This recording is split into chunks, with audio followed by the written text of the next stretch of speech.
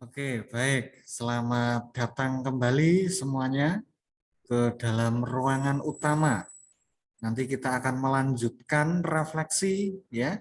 Tadi kalian sudah berbagi refleksi di masing-masing kelompok kecil, kemudian merangkum dan menyimpulkannya. Nah, untuk nanti disajikan di dalam kelas besar ini ya. Nah, nanti urutannya dimulai dari kelompok 1, kemudian kelompok 2, dan terakhir adalah kelompok 3. Nah, jadi cukup perwakilan kelompok saja, nanti silakan menyajikan kira-kira benang merah refleksi setiap anggota kelompok tadi seperti apa.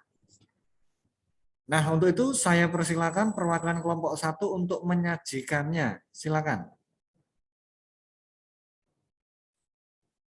Oke, tapi sebelumnya Pak, apakah saya perlu menampilkan hasil kesimpulannya apa hanya dibacakan saja?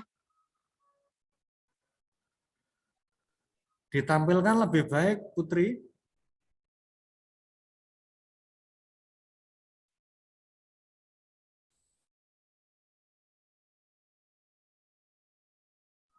Oke, jadi sebelumnya apakah sudah terlihat share screen saya? Sudah tampak. Oke, jadi di sini saya perwakilan dari kelompok 1 akan menyampaikan kesimpulan refleksi yang sudah kami lakukan tadi pada room Zoom.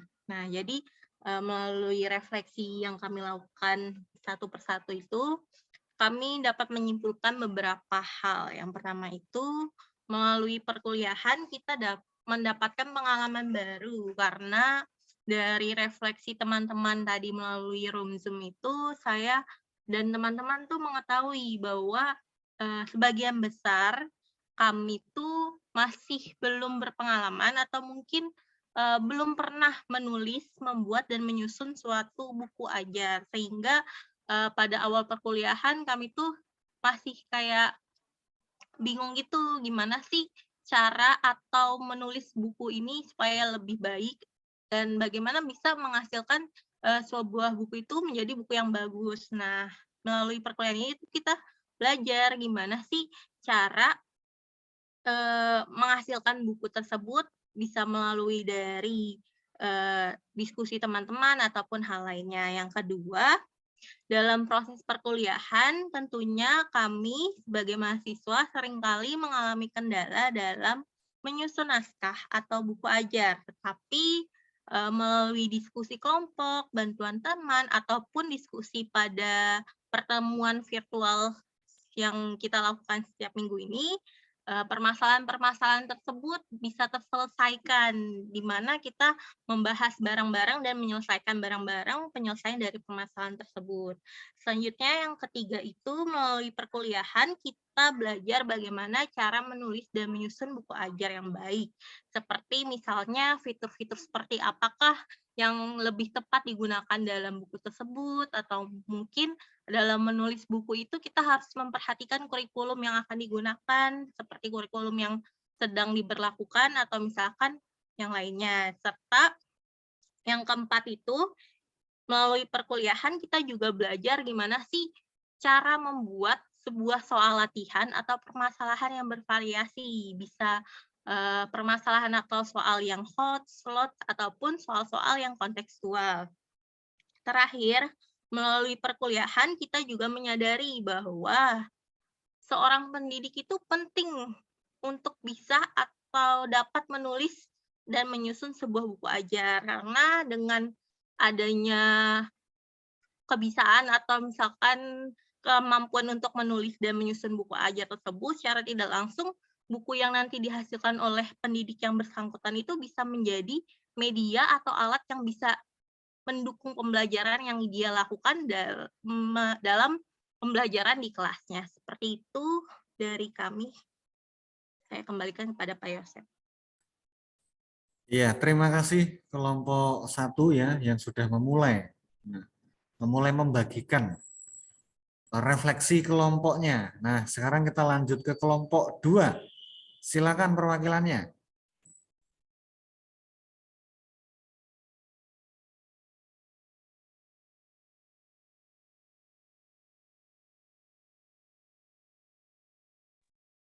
Baik Pak, saya mewakili kelompok akan mempresentasikan hasil refleksi kelompok 2.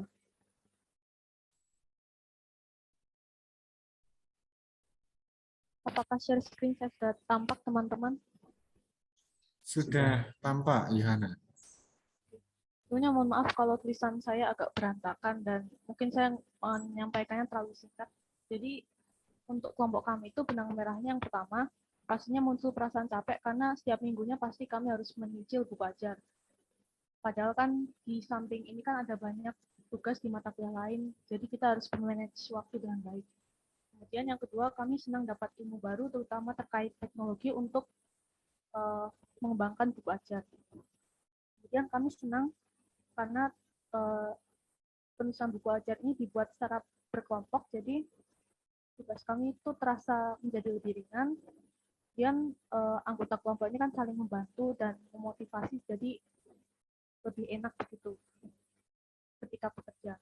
Kemudian yang keempat, umpan balik dari Pak Yosep dan teman-teman yang lain tentunya membuat kami merasa terbantu dalam membuat buku ajar menjadi semakin baik. Seperti itu, Pak. Oke, baik. Terima kasih kelompok 2.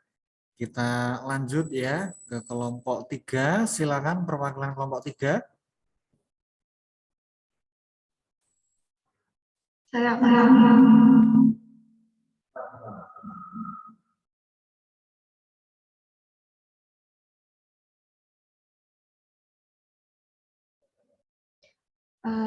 mohon bantuan dari anggota kelompok untuk share screen. Oke. Dari kelompok kami sendiri, kelompok 3, ada beberapa poin dalam kesimpulannya. Yang pertama yaitu dari latar belakang. Yang pertama itu latar belakangnya adalah di awal perkuliahan ini, penulisan buku ajar matematika tidak mengira jika akan sampai menulis sebuah buku ajar. Hanya dalam perkiraannya akan mempelajari saja hal-hal yang diperlukan dalam menulis. Lalu yang kedua, selain itu tuh ada beberapa yang merasa informasi yang diberikan dari kakak tingkat yang akhirnya mendorong untuk mengikuti perkuliahan ini. Lalu yang ketiga, memiliki hobi menulis sehingga mengikuti perkuliahan ini dan ingin memperdalam kembali ilmu tentang menulis buku ajar. Nah, poin kedua yaitu tentang pengalaman. Pengalaman pertama itu menulis sebuah buku. Pengalaman yang paling besar adalah menulis sebuah buku. Karena berbeda dengan buku-buku lainnya, kita tahu dalam buku ajar ini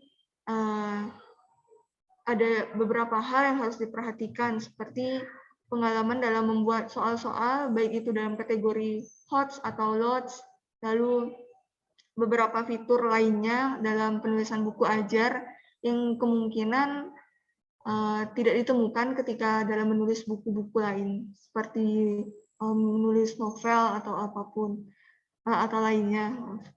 Lalu pengalaman kedua yaitu pengalaman bersama kelompok, di mana dalam kelompok kita akan memiliki pengalaman dalam bertukar pikiran atau ide, lalu saling membantu dan saling mengingatkan ketika proses pengerjaan tugas tersebut. Lalu ketiga, memiliki pengalaman yang sangat bermanfaat bagi kami, terlebih mengasah kemampuan kami dalam menulis dan menelaah serta menyenting buku. Lalu yang keempat, selama dinamika kelompok yang kami rasakan sangat menyenangkan, kami dapat berdiskusi dengan baik, yang mana semua anggota kelompok dapat berkontribusi. Lalu yang poin ketiga yaitu aksi. Nah, dalam aksi ini ada beberapa poin lagi. Yang pertama itu ketika menjadi guru, mungkin bisa kedepannya bisa membuat sebuah buku karena sudah memiliki pengalaman dan memiliki bekal sebelumnya dalam perkuliahan ini.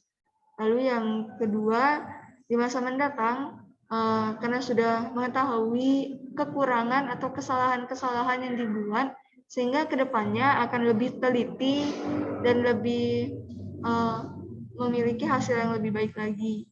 Lalu yang kedua, aksinya yaitu memperbanyak mencari sumber-sumber referensi, karena disadari bahwa dalam menulis naskah, referensi atau sumber-sumber yang digunakan itu cukup sedikit.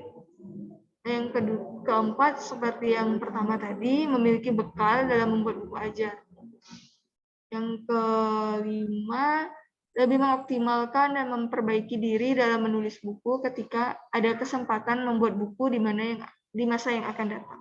Begitu, Pak. Terima kasih.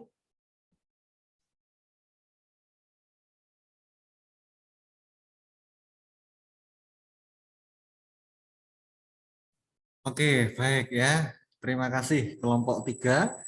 Tadi juga sudah membagikan refleksi kolektif di dalam kelompoknya. Nah, selanjutnya saya coba akan memberikan komentar ya. Memberikan komentar. Iya, komentar ya barangkali ya. Komentar terkait dengan refleksi tadi, refleksi kolektif tadi. Kemudian nanti pada akhirnya saya juga akan memberikan penutup gitu ya. Jadi kalau di awal perkuliahan itu saya memberikan pengantar atau prolog gitu ya. Kalau di sini saya coba akan memberikan epilog atau penutup yang semoga nanti bisa bisa kalian dengar, bisa kalian lakukan di masa yang akan datang. Nah, jadi seperti itu. Nah, saya tadi sambil mendengarkan kalian mencatat beberapa hal, kemudian saya juga mengambil benang merahnya. Sudah tampakkah yang saya bagikan di layar? Sudah. Sudah ya, kecil ya, karena memang saya membagikan notepad di situ. Ada 1, 2, 3, 4, 5, 6, 7, 8. 8 tema yang saya tangkap dari refleksi kolektif tadi. Yang kesemuanya saya lihat itu merefleksikan proses, ya, merefleksikan proses pengembangan buku ajar matematika, khususnya kelas 9, gitu ya. Nah, dari proses itu yang telah kalian refleksikan tadi adalah mendapatkan pengalaman, pengetahuan, dan keterampilan baru. Nah, itu yang beberapa kali oleh kelompok disebutkan ya. Pengalaman akan menulis, pengalaman akan mencari inspirasi, pengetahuan-pengetahuan baru, apakah itu terkait spesifik dengan buku ajar yang disusun, misalkan terkait dengan kecakapan abad 21, terkait dengan teknologi dan lain sebagainya, dan juga keterampilan-keterampilan baru, ya, keterampilan dalam menulis, tata bahasanya seperti apa dan sebagainya.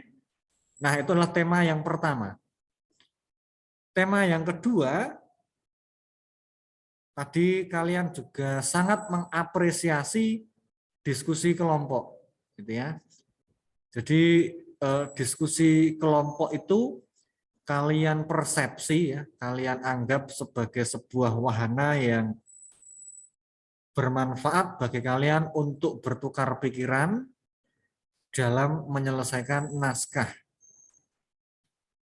terkait dengan diskusi kelompok dan segala dinamikanya. Itu tema yang kedua. Nah, tema yang ketiga itu kalian juga mengapresiasi akan adanya bantuan dari teman, ya. Jadi ternyata teman-teman kalian itu banyak yang membantu, ya. Apakah itu bantuan secara teknis ataupun secara umum, kerangka untuk menyusun kerangka besar misalkan. Kemudian yang berikutnya ya, yang keempat, kalian juga mengapresiasi, memention sistem umpan balik yang diadakan di mata kuliah ini ya. Jadi ada umpan balik antar teman, ternyata itu bisa memberikan manfaat dua arah, gitu ya, manfaat dua arah. Jadi maksudnya seperti ini. Kalian sebagai pemberi umpan balik itu kan berarti juga perlu membaca naskah dari teman-teman kalian. Nah, itu berarti kalian di situ diwajibkan belajar untuk kritis. Tetapi tetap menghormati atau menghargai karya orang lain. Nah, itu yang pertama. Yang kedua, dengan membaca gitu ya, kalian menyadari bahwa oh ternyata progres atau perkembangan dari naskah kelompok lain itu seperti itu. Nah, itu secara tidak langsung itu bisa menjadi bahan bakar atau pemantik motivasi kalian untuk tidak kalah, ya. Naskah yang kalian susun itu tidak kalah dengan teman kalian. Nah, di arah yang lain sebagai penerima umpan balik, kalian juga mengapresiasi komentar, saran, dan kritik dari teman-teman kalian. Demikian juga kalian juga sudah mengakomodasi sebagian besar gitu ya dari apa yang telah diberikan oleh saya ya, oleh dosen kalian di dalam mata kuliah ini. Nah, itu terkait dengan sistem umpan baliknya. Nah, yang berikutnya proses pengembangan bukunya secara utuh itu juga kalian apresiasi ya, proses pengembangan buku dari awal sampai akhir. Kemudian yang juga kalian sebutkan tadi terkait dengan penyusunan kurikulumnya. Kurikulum itu macam-macam ya, menyusun aktivitas pembelajarannya, kemudian menyusun soal-soalnya. Nah, tadi soal-soalnya tadi juga sempat di-mention beberapa kali tadi, membuat soal, berlatih, membuat soal lots, bervariasi, dan kontekstual. Seperti itu. Kemudian yang berikutnya, peran buku untuk pendidik. Ya, kalian menyadari akan pentingnya pendidik untuk bisa membuat buku ajar. Ya, kalau kita renungkan sebenarnya tidak semua atau tidak harus ya pendidik itu bisa membuat buku ajar. Tetapi kalian sudah menyadari bahwa ketika pendidik itu membuat buku ajar, nah itu akan berbeda, ya. Jadi lebih sesuai dengan target dan sasarannya, yaitu peserta didiknya sendiri. Dan sehingga nanti buku yang sudah disusun itu bisa menjadi media pembelajaran atau bisa menjadi bahan ajar di dalam pembelajaran matematika yang harapannya adalah pembelajaran yang bermutu. Dan yang terakhir, nah tadi ada yang kalau nggak salah di dalam aksinya itu ya.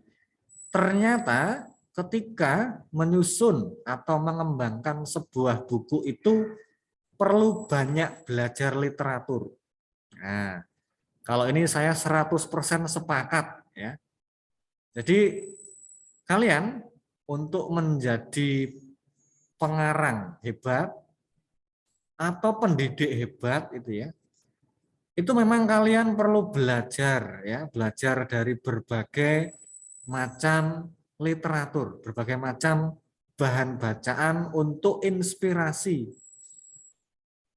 Dan bahkan ketika dalam satu aktivitas pun, itu kalian kalau membaca literatur yang banyak, ya, buku atau artikel atau apa yang banyak, itu pasti kalian akan menghadapi banyak pilihan. Oh ternyata ketika mengajar translasi itu ya, ternyata di sumber ini caranya demikian. Di sumber kedua caranya demikian, dan seterusnya. Nah itu memberikan pilihan kira-kira yang paling tepat, yang bukan yang paling tepat ya, yang paling sesuai dengan peserta didik saya nanti itu, yang menjadi pembaca buku saya nanti itu yang mana? Nah, jadi memang perlu belajar dari literatur. Oke, baik semuanya, terima kasih sudah melakukan refleksi dan membagikannya ke dalam kelompok-kelompok kecil untuk kemudian disampaikan di dalam kelompok besar ini. Nah, kemudian sebagai penutup ya, tema penutup yang saya usung adalah seperti ini. Dan ini tadi juga kepikiran setelah mendengar, gitu ya, mencermati dari apa yang kalian refleksikan tadi. Pendidik sebagai pengembang buku ajar. Ya, jadi pendidik sebagai pengembang buku ajar itu adalah tema yang nanti coba menyetir penutup yang akan saya berikan kepada kalian nanti. Nah, di situ saya memang secara sengaja memilih pendidik, ya, pendidik. Jadi yang mengembangkan buku ajar itu memang semua orang yang memiliki kompetensi menulis buku ajar itu sebenarnya boleh, ya. Semua orang yang memiliki kompetensi untuk menulis buku ajar itu boleh menulis buku ajar. Tapi nanti apakah itu diterima oleh sasaran targetnya itu perkara lain. Tapi terkait dengan boleh atau bisanya itu boleh dan bisa. Setiap orang, ya. Bahkan barangkali yang misalkan masih S1 atau bahkan mungkin tidak S1 barangkali itu kalau kompetensinya mumpuni cukup ya dan hasilnya bagus bisa saja. Nah, tetapi yang akan saya fokuskan di sini yang menulis buku ajar adalah pendidik. Nah, mengapa saya memilih pendidik? Karena pendidik itu tugas utamanya adalah mendidik, ya. Jadi itu yang perlu kalian ingat-ingat, ya. Tugas seorang pendidik itu adalah mendidik, ya jelas Pak, jelas. Itu adalah sesuatu yang jelas tapi perlu kalian ingat. Nah, yang ingin saya soroti berikutnya adalah begini. Kalau kalian bertanya misalkan kalian iseng-iseng melakukan survei, ya, iseng-iseng melakukan survei kepada siswa-siswa SMP kelas 9 lah ya, yang relevan dengan sasaran atau target dari buku yang kalian susun, ya. Ditanyakan pertanyaan yang sederhana. Menurutmu buku matematika atau buku teks pelajaran matematika yang enak, yang mudah untuk dipelajari itu yang seperti apa? Kemungkinan besar mereka akan menjawab seperti ini. Buku teks yang to the point. Jadi rumusnya apa ya langsung saja ditulis rumusnya apa gitu ya. Tidak usah muter-muter kemana-mana. Rumusnya apa, terus kemudian contoh-contoh soalnya seperti apa, terus kemudian cukup latihan. Dan latihannya itu bervariasi ya, mulai dari yang paling mudah sampai yang sukar. Nah, itu ya. Kebanyakan seperti itu. Nanti kalau Anda atau kalian bertanya kepada target dan sasaran. Itulah kenapa buku yang ketika disusun itu didasarkan pada pasar, yaitu buku-buku komersial ya. Jadi buku yang disusun berdasarkan pasar atau buku-buku komersial itu biasanya buku-buku yang memenuhi hal itu.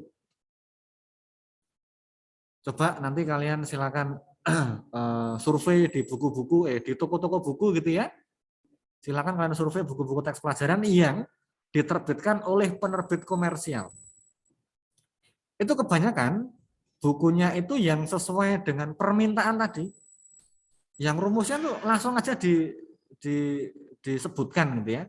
Rumusnya apa, terus diberi contoh bagaimana menggunakan rumus itu, kapan menggunakannya, terus kemudian diberi ruang untuk latihan. Nah, kebanyakan seperti itu nanti. Nah, pertanyaannya ke kita semua, khususnya ke kalian sebagai calon pendidik. Apakah iya kita itu ketika menyusun buku atau mengajar nantinya? Nah, jadi karena menulis buku dengan mengajar itu ada kemiripan ya. Ada kemiripan. Apakah iya ketika kita nanti menulis buku atau mengajar itu sesuai dengan kehendak peserta didik kita. Nah, mungkin ada yang berpikir, iya sajalah Pak, nanti agar saya menjadi guru favorit ya. Jadi nanti kan kalau saya selalu mengikuti apa yang dikehendaki peserta didik saya, nanti kan saya disukai oleh peserta didik saya. Nanti saya menjadi guru favorit, guru yang dicintai dalam tanda kutip oleh peserta didik saya. Nah, kalau dari sudut pandang saya tidak seperti itu pendidik itu ya. Ya. Pendidik itu tidak seperti itu. Pendidik itu seringkali itu memberikan hal-hal yang pahit kepada peserta didik. Karena apa? Karena untuk tujuan pembelajaran. Ya, itulah kenapa gitu ya. Peserta didik ya mulai dari TK, SD, SMP, SMA, dan kalian mahasiswa itu sebagian besar merasa bahwa belajar itu tidak nyaman. Belajar itu tidak nyaman ya. Belajar itu sesuatu yang tidak nyaman. Ya karena belajar. Ya. Beberapa contoh konkretnya misalkan, wah ini tugasnya kok banyak. Karena tidak nyaman. Itu indikator atau indikasi ya, indikasi adanya ketidaknyamanan. Nah, itu ya yang saya sebutkan, seringkali memang kita sebagai pendidik atau kalian nanti sebagai calon pendidik itu memberikan hal-hal yang pahit kepada peserta didik. Tujuannya apa? Tujuannya itu bukannya untuk menjatuhkan peserta didik, bukan. Tapi untuk mempersiapkan mereka ya, mempersiapkan mereka di kehidupan mereka yang akan datang. Karena masa depan itu tidak ada yang tahu. Masa depan peserta didik nanti itu seperti apa, itu tidak ada yang tahu. Nah makanya tidak ada yang tahu, tapi yang bisa dipastikan adalah masa depan itu tidak selamanya manis. Gitu ya. Tidak selamanya manis. Nah itu ya, itu beberapa kalimat sederhana yang mencoba saya sampaikan. Nah kemudian implikasinya ke dalam buku ajar seperti apa? Jadi seperti ini. Ketika yang membuat buku ajar itu adalah pendidik, berarti membuat buku ajar yang buku ajarnya nanti digunakan untuk mendidik. Ya kan? Berarti buku ajarnya nanti digunakan untuk mendidik. Nah, itulah kenapa kalau kalian ingat ya, saya sambil sharing ya. Sambil berbagi layar lagi. Sudah tampakkah layar saya? Sudah, Pak. Sudah ya. Itulah kenapa sejak awal, nah ini ya, sejak awal itu saya ajak kalian untuk mencari inspirasi tentang bagaimana mendidik melalui buku ajar, ya. Mencari inspirasi bagaimana mendidik melalui buku ajar, dan bahkan kalau kalian masih ingat, di sini ada tidak ya? Mungkin tidak saya ini ya, tidak saya bagian di sini. Dulu di awal saya memberikan pengantar, itu mempresentasikan beberapa karakteristik dari buku-buku di luar negeri. Ada di Cina, Amerika Serikat, dan seterusnya. Tujuannya apa? Tujuannya adalah mencari inspirasi bagaimana menggunakan melalui media buku ajar itu kita mendidik. Nah, pertanyaannya adalah mendidik itu tujuannya untuk apa? Kembali seperti yang saya katakan tadi, untuk mempersiapkan untuk mempersiapkan masa depan dari mempersiapkan peserta didik untuk siap menghadapi masa depan mereka. Nah, coba saya bagikan, ini materi saya di mata kuliah lain tapi sangat relevan karena sama-sama kurikulum ya. Di penulisan buku ajar ini sebenarnya yang kita buat adalah kurikulum gitu ya. Ini. Sekarang apakah sudah beralih ke PPT saya? Sudah ya? Sudah, Pak. Nah, terus untuk mempersiapkan para peserta didik, tapi kalau untuk buku ajar itu istilahnya adalah pembaca, itu apa yang perlu kita cari tahu? Kita lihat yang perlu kita cari tahu apa? Nah, ini ya.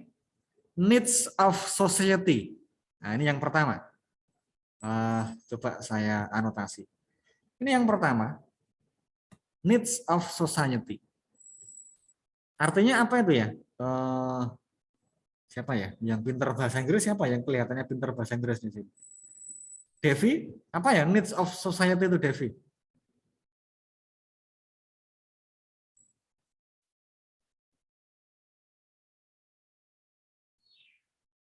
Halo, Devi? Iya, Pak. Ya, needs of society itu bahasa Indonesia apa ya, Devi ya? Kebutuhan masyarakat, Pak. Iya, betul ya. Kebutuhan masyarakat. Untuk mempersiapkan peserta didik masa depannya, gitu ya. Berarti kita harus menganalisis dulu, kita harus mempelajari dulu kebutuhan masyarakat saat ini itu sumber daya manusia yang seperti apa. Itu kunci pertama. Jadi masyarakat saat ini itu membutuhkan insan atau sumber daya manusia yang seperti apa. Nah, makanya kita juga perlu banyak baca literatur, kira-kira di dalam dunia pendidikan itu sudah mengarah kemana. Nah, itulah kenapa kemarin ketika kalian menulis buku ajar, salah satu prinsipnya adalah yang mempromosikan kecakapan abad 21. Itu sebagai reaksi atas kebutuhan masyarakat abad 21. Ya. Jadi di masyarakat abad 21 itu internet, contohnya media sosial itu sudah sangat luas. Bahkan sampai sangat luasnya media sosial atau internet, itu informasi itu dengan sangat mudah kita dapatkan. Karena kemudian dalam mendapatkan informasi itu ternyata menimbulkan masalah baru. Karena ada orang-orang yang tidak bertanggung jawab yang menggunakan kemudian itu untuk menyebarkan informasi yang palsu atau berita palsu, hoax. Nah, berarti kebutuhan masyarakat adalah membutuhkan insan yang bisa membedakan berita mana yang palsu dan berita mana yang tidak palsu dan tahu bagaimana cara melakukannya. Itulah kenapa ada satu kecakapan yang penting, yaitu berpikir kritis, gitu ya, berpikir kritis dan lain sebagainya. Itu hanya sebagai sebuah ilustrasi, ya. Dan itulah kenapa secara singkatnya itu terus kemudian ada berpikir kreatif, karena memang semakin kerasnya dunia kerja saat ini ya. Jadi dunia kerja saat ini tuh jauh berbeda dengan dunia kerja 10 tahun lalu. Dunia kerja saat ini itu sudah tidak bisa diprediksi. Beberapa tahun lalu itu tidak ada yang memprediksi bahwa ternyata YouTuber itu adalah sebuah mata pencaharian. Selebgram itu juga merupakan mata pencaharian. Berarti apapun itu nantinya ya, di tahun-tahun berikutnya mungkin nanti ada yang baru lagi. Tapi ada satu yang pasti yang perlu, apapun itu nanti ya, yang pasti yang ingin yang perlu dimiliki oleh insan abad 21 yaitu kreatif. Apapun itu nanti tantangan dan peluangnya di masa depan itu harus kreatif. Nah, makanya berpikir kreatif gitu ya. Dan kalau kita renungkan juga, apakah pembaca kita nanti, apakah peserta didik kita itu nanti, apakah menyadari berpikir kritis dan berpikir kreatif itu penting? Tidak ya. Sebagian besar akan bilang tidak. Ya matematika itu ya rumus, kasih contohnya bagaimana menggunakannya dan seterusnya. Tidak, wah nanti kalau dikasih berpikir kritis nanti kami mikirnya kelamaan dan seterusnya. Nah itu ya. Dan lain sebagainya ya, kolaborasi karena memang kolaborasi itu sekarang sudah sangat mudah dengan email, dengan negara lain dan seterusnya itu kita bisa berkolaborasi dan berkomunikasi. Nah, itu ilustrasi bagaimana mendidik itu ya. Dengan ilustrasi kecakapan abad 21. Itu salah satu ilustrasi karena masih banyak lagi yang bisa kita pelajari ya. Kalau dalam ranah nasional itu dirangkum. Jadi kalau kalian mempelajari atau mengikuti Kemdikbudristek atau yang mana gitu ya. Jadi needs of society, kebutuhan masyarakat di Indonesia ini dan global ya, itu dirangkum di dalam cita-cita pendidikan nasional Indonesia itu dalam apa? Dalam profil pelajar Pancasila. Jadi kalian kalau penasaran, kira-kira insan Indonesia itu untuk menghadapi masa mendatang itu harus seperti apa? Nah, itu oleh pemerintah. Ya sebenarnya bukan pemerintah ya. Pemerintah itu hanya penyelenggara ya, tapi itu atas hasil urun daya masyarakat itu ya. Itu sudah merumuskan ya profilnya ke dalam profil pelajar Pancasila, dan kalau kalian amati nanti itu sebagian besar beririsan dengan kecakapan abad 21 ya. Kecakapan abad 21. Kalau yang agak sedikit berbeda terkait dengan religiositas ya, ada tambahan terkait dengan insan yang beriman ya dalam profil pelajar Pancasila. Nah, itu ya, needs of society. Dan yang kedua yang tidak kalah penting ini ya,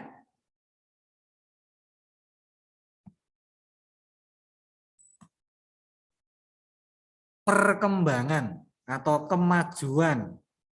Kemajuan di mana saja? Di sini disebutkan ada 3 kemajuan, dan ini saya kira terkait dengan PCK ya. PCK itu Pedagogical Content Knowledge. Kita sebagai pendidik yang nanti akan menulis buku, itu juga memperhatikan kemajuan atau perkembangan di 3 bidang. Bidang pertama, perkembangan di matematika itu sendiri. Ya, di matematika itu sendiri.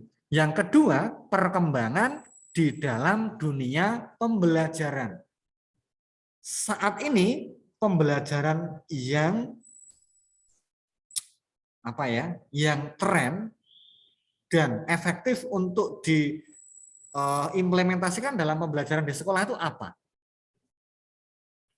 Nah, konsekuensinya di dalam buku ajar yang telah kalian kembangkan di semester ini, kalian mengembangkannya ke dalam aktivitas eksplorasi, ya, yaitu yang bermazhabkan teori yang menganggap bahwa peserta didik itu akan melakukan pembelajaran yang bermakna ketika peserta didik itu mengkonstruksi sendiri atau membangun sendiri pengetahuannya sendiri, tidak berdasarkan hafalan rumus ataupun yang lain.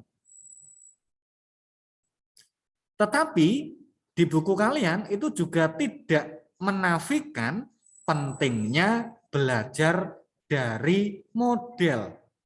Ya. Kalian mungkin secara sadar atau tidak sadar gitu ya. Kalian itu efektif belajar dari model. Oh, misalkan kalian ketika diminta untuk mengajar, praktek mengajar, oh ternyata dulu itu saya diajar oleh dosen ini, Bu Maria, Pak Hongki, Romo Eko. Itu saya menangkapnya tuh enak gitu ya.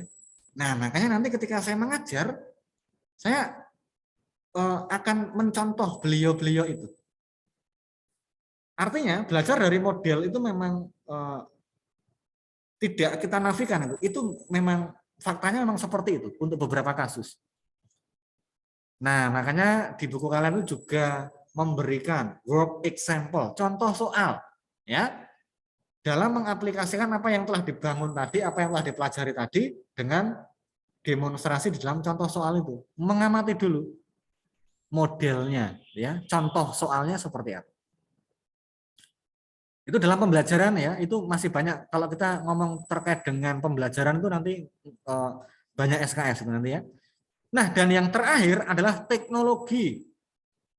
Perkembangan teknologi itu seperti apa? Teknologi sejauh ini itu sudah bisa apa? Kita optimalkan dalam mendukung pembelajaran matematika yang itu terpotret di dalam naskah yang kalian kembangkan. Meskipun banyak dari kalian yang mengatakan bahwa itu yang kalian kembangkan itu masih terbatas, tidak apa-apa. Kita syukur-syukur ya, memang kalau setelah ikut mata kuliah ini kalian langsung kompeten di segala hal itu, wah itu syukur-syukur. Tapi satu persatu ya, paling tidak ini akan memberikan dorongan bagi kalian untuk belajar lebih lagi. Itu yang saya inginkan. Nah, itu ya. Dan yang terakhir teknologi tadi sudah. Dan yang berikutnya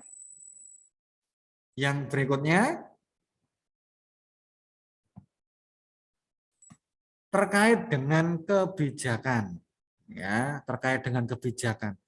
Jadi kalau kita mendidik itu juga harus memperhatikan banyak sekali kebijakan yang beredar, ya. Misalkan sekarang itu yang diterapkan dalam skala nasional itu adalah kurikulum 2013, ya berarti kita mengikuti kurikulum 2013. Itu yang paling ini ya, yang paling mudah. Kalau sudah mulai kurikulum merdeka, ya kita menggunakan kurikulum merdeka. Apakah kebijakan itu pada ranah nasional saja? Tidak. Nanti jika kalian misalkan membuat buku ajar untuk pribadi ya, untuk misalkan siswa-siswa sekolah kalian, ya berarti yang perlu dipertimbangkan juga adalah kebijakan sekolah. Visi dan misinya sekolah itu menjadikan peserta didiknya apa? Insan yang seperti apa? Itu juga harus secara tersirat ataupun tersurat juga masuk ke dalam mendidik tadi. Ya nanti entah bagaimana caranya, mekanismenya seperti apa, itu masuk ke dalam buku ajar yang kalian kembangkan. Dan yang terakhir adalah values and beliefs, ya, nilai-nilai dan keyakinan-keyakinan mengenai matematika dan tujuan mulia dari pendidikan. Matematika itu untuk apa sih sebenarnya? Ya, matematika itu untuk apa? Matematika itu apa? Matematika itu untuk apa? Jawaban terkait dengan pertanyaan itu nanti akan sangat erat kaitannya dengan bagaimana buku ajar kalian itu akan kalian kembangkan. Ya, demikian juga dengan tujuan pendidikan. Tujuan pendidikan ini sebenarnya untuk apa sih sebenarnya? Nah, itu ya beberapa hal yang kita gunakan untuk mempersiapkan peserta didik kita atau calon pembaca dari buku kita untuk menghadapi masa depan. Nah, itulah kenapa tadi saya mengambil tema pendidik sebagai pengembang buku ajar matematika. Karena yang mengembangkan adalah pendidik yang tujuannya adalah untuk mendidik. Nah, lanjut. Nah, berikutnya saya coba akan mengulas atau mengajak kalian kilas balik, ya. Kilas balik mengenai apa yang telah kalian lakukan di dalam mata kuliah ini. Kita lanjut, kita kembali ke LMS tadi ya. Analisis sudah, mencari inspirasi tadi memang untuk mencari inspirasi bagaimana mendidik melalui buku ajar matematika, ya. Dan sebagai bonus ya, itu kalau kalian perdalam, yang diperdalam itu ya apapun ya, apakah literaturnya, apakah datanya, ataupun interpretasi analisisnya, itu bisa digunakan untuk menyusun skripsi, ya. Karena analisis buku teks pelajaran atau buku teks matematika itu juga menjadi salah satu topik dalam penelitian. Nah, itu bonus ya. Tapi memang tujuannya adalah kalian di sini mencari inspirasi, ya, mencari inspirasi. Nah, mengapa atau muaranya atau ujungnya apa? Ujung dari kalian menganalisis buku itu apa? Apakah tugas menganalisis tadi merupakan iseng-isengnya Pak Yosep untuk membuatkan tugas kepada mahasiswanya? Tidak, jawabannya ya. Karena ujungnya, kalau kalian masih ingat itu di sini. Nah, ini ya. Jadi ujung dari analisis tadi di sini.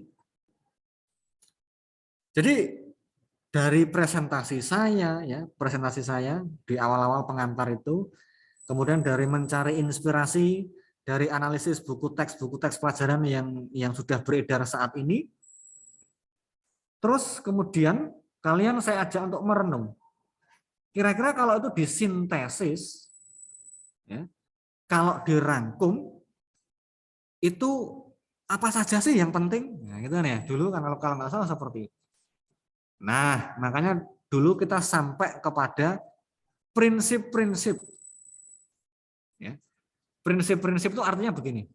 Prinsip-prinsip ini sebagai jembatan antara sesuatu yang abstrak dengan sesuatu yang konkret. Jembatannya ini istilah saya itu prinsip. Prinsip. Itu jembatannya adalah prinsip. Jadi prinsip itu lebih detail daripada teori yang abstrak ya. Jadi prinsip itu lebih detail, lebih operasional daripada teori, tetapi dibandingkan panduan itu lebih umum dia. Ya. Jadi dia lebih umum daripada panduan karena panduan itu sudah bersifat operasional ya. Panduannya ada di template ya. Kalau kalian lihat itu ada panduannya sendiri, templatenya juga di situ sudah secara tersirat ada panduannya. Nah, ini ujungnya prinsip-prinsip.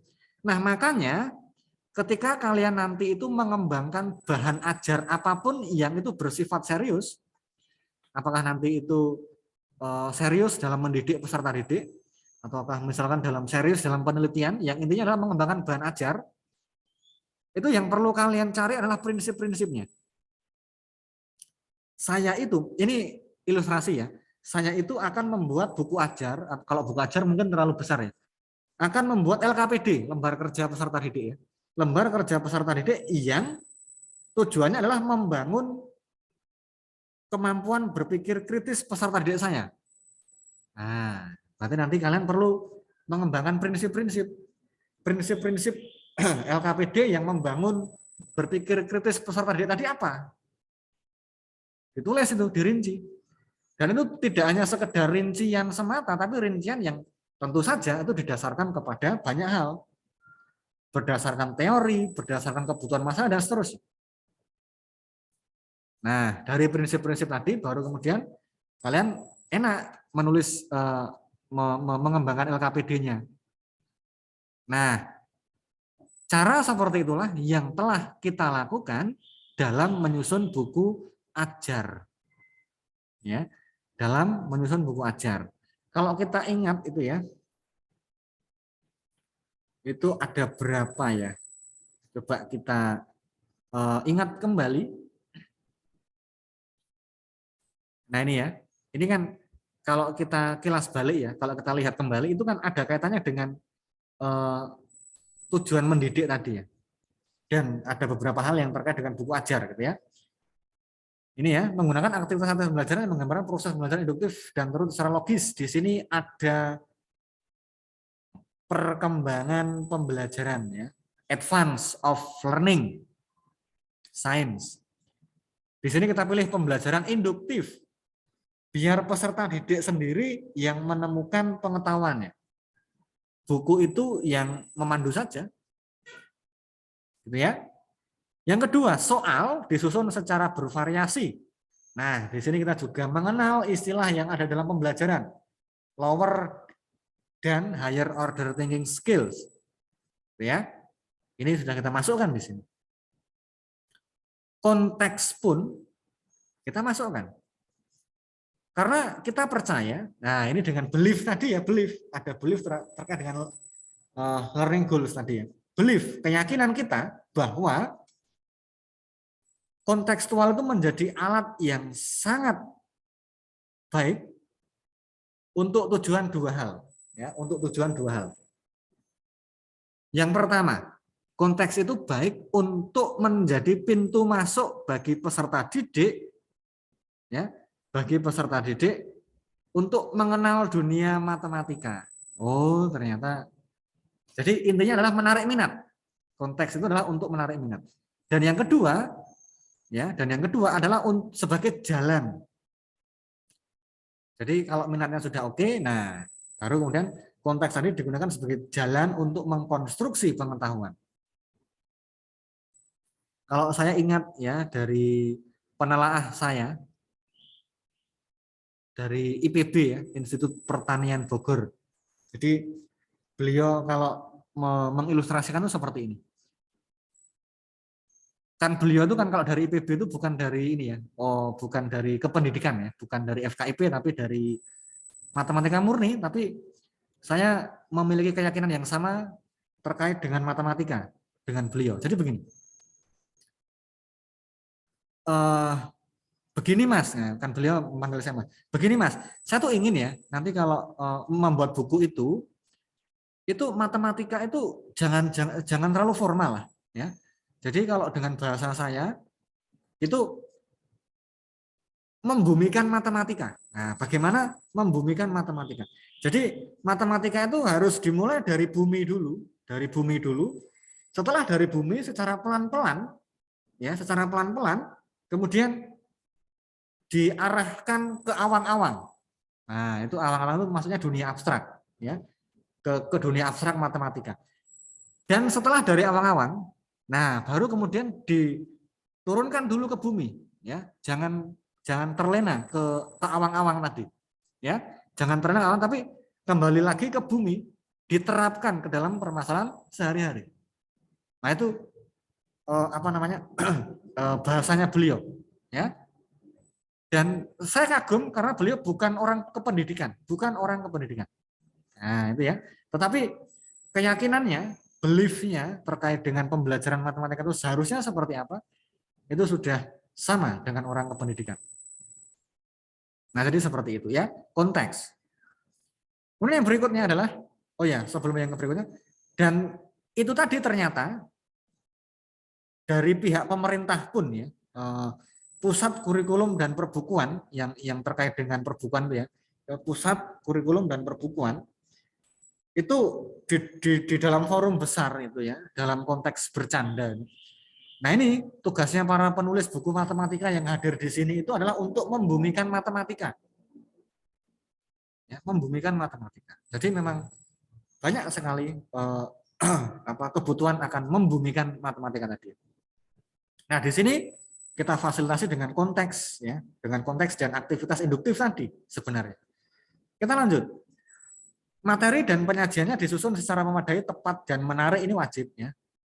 Representasi karena berdasarkan penelitian representasi yang multi representasi itu memang bisa membantu pembelajaran dari peserta didik. Multi representasi itu seperti apa? Contoh ketika mengajarkan fungsi misalnya. Fungsi itu yang tidak diajarkan hanya persamaan fungsinya saja, tapi ya persamaan fungsi, grafik fungsi, kemudian menggunakan tabel untuk menyatakan fungsi dan lain sebagainya, itu adalah multi representasi. Menggunakan koneksi matematika dengan bidang ilmu lain, koneksi betul, ini masuk ya, koneksi matematika. Menyajikan tokoh yang inspiratif sebagai pintu masuk tadi ya, agar peserta didik berminat dalam mempelajari matematika. Kecakapan abad 21 saya skip karena tadi sudah secara panjang lebar saya katakan. Bahasa, nah bahasa ya. Bahasa ini sebenarnya gini. Bahasa itu kan tidak terkait langsung dengan matematika, pembelajaran dan teknologi, tetapi melingkupi ketiganya. Bahasa, bahasa yang jelas dan sesuai dengan target dan sasaran itu adalah sesuatu yang wajib. Nah, makanya saya sangat berharap kalian setelah lulus dari mata kuliah ini paling tidak dari segi tata bahasa itu sudah beres. Ya, dari segi tata bahasa itu sudah beres. Jadi saya berharap konkretnya seperti ini. Konkretnya adalah kalian itu bersahabatlah secara karib dengan KBBI. Bersahabat kariblah dengan KBBI. Ya, misalkan kalian akan menuliskan nasihat orang itu baik. Saya ragu. Nasihat itu yang baku itu nasihat atau nasihat ya? Nah, kalian cari tuh nasihat. Ternyata nasihat itu tidak baku ya. Di sini nggak ada nasihat. Yang ada nasihat. Nah, berarti saya yang menulis nasihat. Kemudian apalagi yang biasanya kalian tulis, silakan, ya silakan. Silakan pelajari ini, silakan perhatikan contoh soal dan seterusnya. Itu yang benar silakan. Nah itu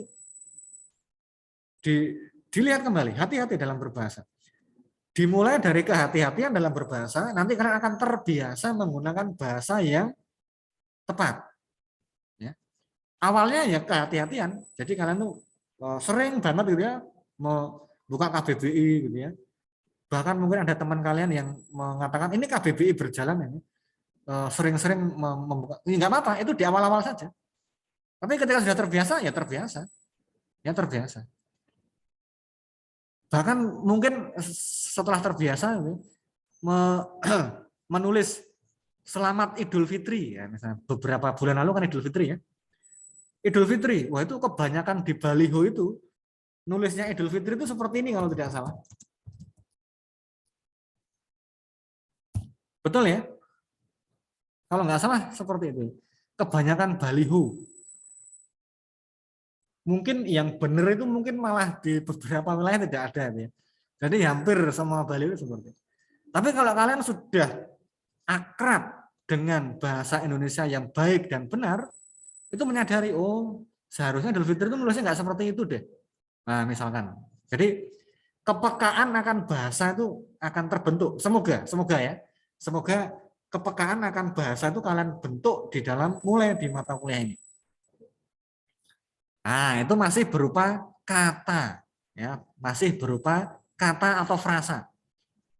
Menyusun kalimat. Nah, kalau menyusun kalimat, kalimat berita ya, kalimat informasi, memberikan informasi atau pernyataan, itu yang selalu kalian ingat adalah harus minimal memuat subjek dan predikat. Kalau di dalam kalimat berita itu kalian tidak bisa mengidentifikasi subjeknya atau predikatnya, berarti itu bukan kalimat yang sempurna. Itu gampangnya seperti itu. Ya. Tapi ingat ya, itu hanya berlaku untuk kalimat berita atau pernyataan. Tapi kalau kalimat perintah itu minimal memuat predikat. Larilah 5 km, itu kan nggak ada subjek gitu ya. Larilah, duduklah, itu kan nggak ada subjeknya karena itu perintah. Ayo amati contoh soal 5.6. Nah, nggak ada subjeknya, nggak apa-apa karena itu memang perintah. Nah, itu ya terkait dengan, karena beberapa umpan balik saya itu cukup banyak, itu umpan balik saya terkait dengan bahasa. Ya, jadi semoga ini bisa memberikan kepekaan kalian mengenai bahasa. Dan yang terakhir, ya ini terakhir yang kita sepakati dan tentu saja ini yang wajib ya. Ini saya kira nggak perlu saya tekankan lagi ya. Menggunakan alat-alat teknologi digital untuk membantu penyajian materi dan menyelesaikan permasalahan. Ini kita menggunakan teknologi karena memang di abad 21 ini, meskipun ya tidak semua peserta didik kita itu memiliki akses terhadap teknologi, tetapi namanya buku ajar ya itu ya untuk semuanya. Bagi peserta didik yang tidak punya akses, ya masih bisa mengikuti dengan membaca itu. Yang punya akses juga ada fasilitasinya. Nah, melalui teknologi yang disiapkan. Nah, jadi itu ya,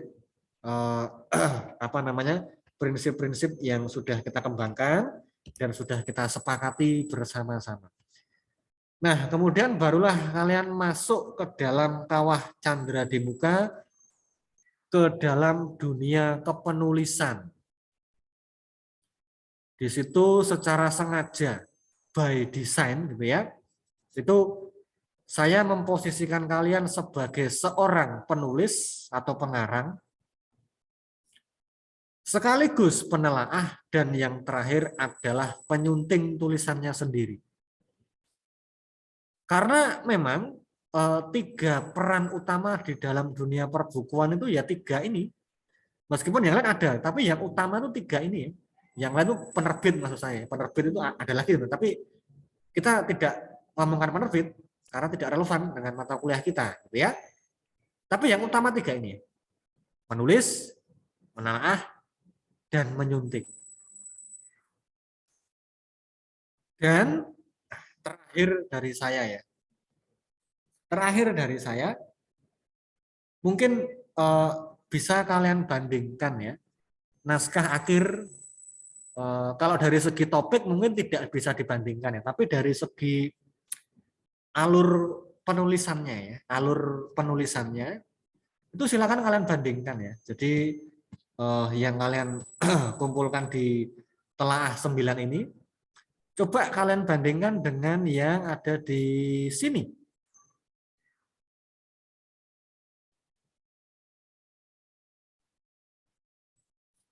Di mana ya dulu itu ya, kok saya lupa ya. Forum. Nah ini ya. Coba kalian bandingkan kan masih kan ya dulu ya. Saya ajak kalian untuk satu persatu membuat aktivitas pembelajaran yang tujuannya ini. Coba kalian bandingkan dengan apa yang sudah kalian capai di telaah 9. Kalian renungkan. Itu kira-kira perubahan dari sini, dari berlatih mengembangkan aktivitas pembelajaran sampai apa tadi, telaah 9 itu apa saja yang sudah kalian lalui. Nah, itu saya kira perenungan yang saya kira luar biasa nanti ya. Nah, dan sebagai kalimat penutup ya, kembali ke tema ya. Karena ini adalah mata kuliah penulisan buku ajar, jadi saya fokus ke ketika kalian menulis buku ajar. Ketika kalian nanti menjadi seorang penulis buku teks pelajaran matematika, posisikan diri Anda sebagai pendidik. Pendidik yang tujuannya adalah mendidik. Mendidik itu artinya mempersiapkan peserta didik menghadapi masa depannya yang tidak pasti. Tidak pasti ya, masa depan itu tidak pasti.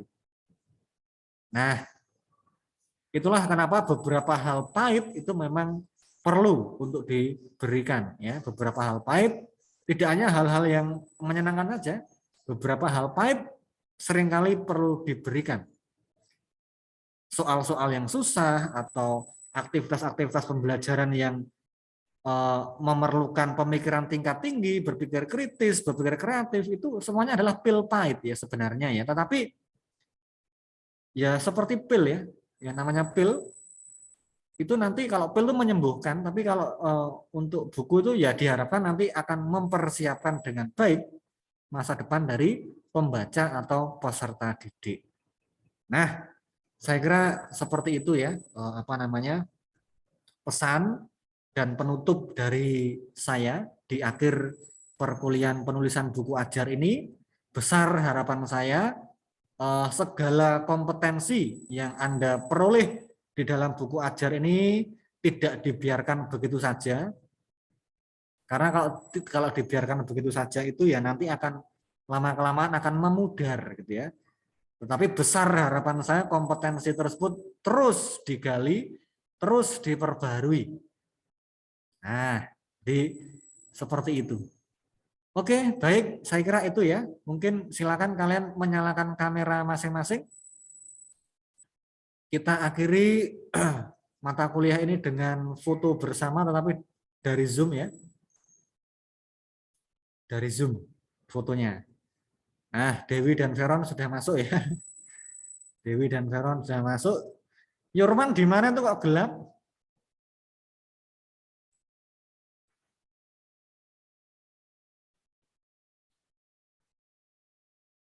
Halo Yurman, bisa mendengar suara saya Yurman? Di mana kok gelap?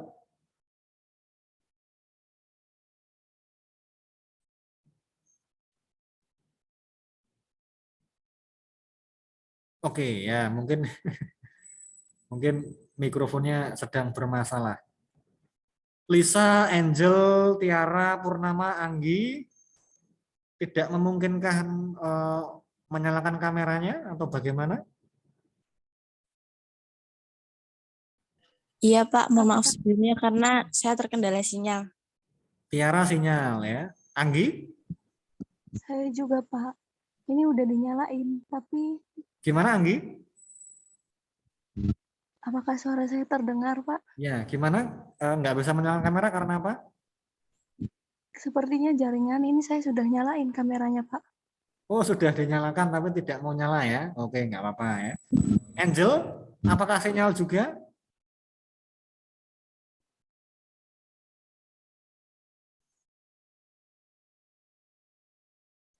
Oh, malah tidak ada orangnya ya.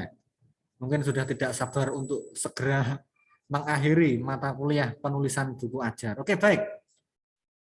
Kita foto bersama dulu. 1, 2, 3. Sekali lagi dengan gaya yang berbeda dan mungkin juga dengan senyum yang berbeda ya. Kalau saya senyum yang berbeda tidak bisa dilihat ya karena pakai masker ya. 1, 2, 3.